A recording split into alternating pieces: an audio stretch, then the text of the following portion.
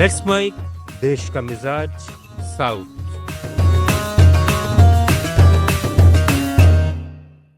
कर्नाटक के मुख्यमंत्री सिद्धरमैया ने दावा किया है कि उनकी जाति और सामाजिक पृष्ठभूमि के कारण उन्हें निशाना बनाया जा रहा है।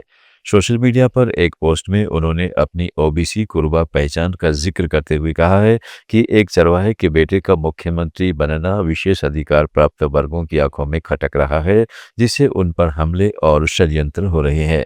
उन्होंने जोर देकर कहा है कि सांस चलते रहने तक वे इस राजनीतिक साजिश, नफरत और ईर्ष्या की राजनीति के खिलाफ लड़ते रहेंगे और कभी भी कायर की तरह मैदान छोड़कर नहीं भागेंगे।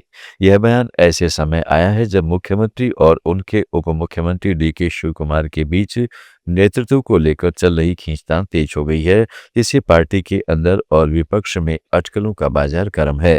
विपक्षी नेताओं ने सिद्धरमैया से स्पष्ट करने की मांग की है कि उन्हें ठीक ठीक कौन निशाना बना रहा है। इधर शिव कुमार ने इस पर टिप्पणी करने से इनकार कर दिया है।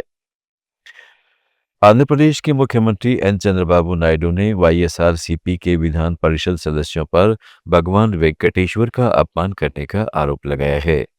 पालनाडु जिले के विनुकोंडा में एक सार्वजनिक सभा में उन्होंने कहा है कि वाईएसआरसीपी सरकार ने ही मिलावटी घी की आपूर्ति कराई। एसआईटी जांच में पाया गया है कि घी में पशु वसा मौजूद था और यह रासायनिक रूप से निर्मित था, न कि असली घी। इसके बाद एमएलसीज ने तिरुमाला की मिलावट मुद्दे पर दिखाव के लिए भगवान की फोटो प्ले कार्ड्स पर लगाकर जूते पहनकर प्रदर्शन किया और बाद में फोटो टेबल पर फेंक दी। उन्होंने जोर देकर कहा है कि सभी पूजा स्थलों, चाहे मस्जिद, चर्च या मंदिर, उनकी पवित्रता की रक्षा की जानी चाहिए। राज्य की पुनर्निर्माण प्रक्रिया पर चर्चा करते हुए नायडू ने कहा है कि गठबंधन सरकार गरीबों के लिए आय सृजन के अवसर पैदा कर रही है।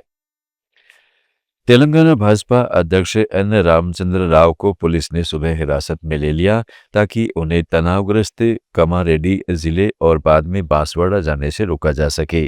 शनिवार रात से ही उनके आवास पर हाउस अरेस्ट लगाया गया था, जहां से वे कमारेड्डी भाजपा विधायक के वेंकट रमन्ना रेड्डी के कैंप ऑफिस पर हुए हमले और संबंधित विवादों के बाद स्थिति का जायजा लेने तथा प्रभावितों से मिलने जा रहे थे।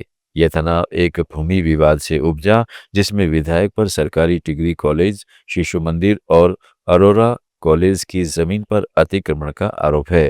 कांग्रेस नेताओं ने इस मुद्दे को उठाया और दोनों पक्षों के कार्यकर्ताओं के बीच झड़प हुई, जिसमें वाहन क्षतिग्रस्त हुए और पुलिस ने हस्तक्षेप कर मामला नियंत्रित किया। भाजपा ने इसे कांग्रेस की राजनीतिक हिंसा करार दिया है। केरल के नेंदुमगौड जिला अस्पताल में एक नवजात की मौत के मामले में स्वास्थ्य विभाग को सौंपी गई विशेषज्ञ समिति की रिपोर्ट में कोई जानबूझकर गलती या लापरवाही का सबूत नहीं मिला है। यह अप्रत्याशित जटिल प्रसव था, जिसे रोका नहीं जा सकता था। रिपोर्ट में बेहतर लेबर केयर और इलाज के दस्तावेजों में सुधार की सलाह दी गई है।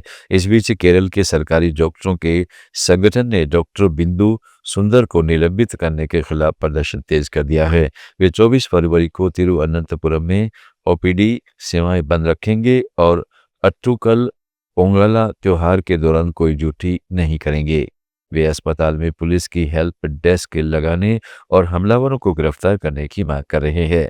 मामला 19 फरवरी का है, जब 36 साल की रंजना कृष्णन की डिलीवरी के दौरान बच्चे की मौत हो गई। रिश्तेदारों ने हंगामा किया, जिसके बाद डॉक्टर को सस्पेंड कर दिया गया था। और अब चलते चलते बात करते हैं तमिलनाडु में नीलगिरी की पहाड़ियों की, जहां तेजी से फैल रहा रियल एस्टेट बूम अब स्थानीय पर्यावरण के लिए गंभीर खतरा बन चुका है। जलवायु परिवर्तन और चाय की गिरती कीमतों के बीच नीले पहाड़ों के पुरानी चाय बागानों को छोटे छोटे टुकड़ों में बेचकर बड़े बड़े कॉटेज, पैलेस जैसी हवेलियां और हॉलिडे होम्स बनाए जा रहे हैं। कुन्नूर के येद्दापल्ली जैसे इलाकों में सिल्वर ओके के ऊंचे पेड़ों के ऊपर अब ये इमारतें छांक रही हैं, जो ज़्यादातर साल भर खाली रहती हैं और अमीरों के लिए सिर्फ सेकंड होम या होम स्टे के रूप में इस्तेमाल होती हैं। स्थानीय निवासी बताते हैं कि पिछले 2 दशक में कोन्नूर और आसपास के चाय बागान धीरे धीरे इमारतें और रिहायशी कॉलोनियों में बदले गए हैं। देश का मिजाज में फिलहाल इतना ही। जुड़े रहिएगा लेट्स माइक के साथ।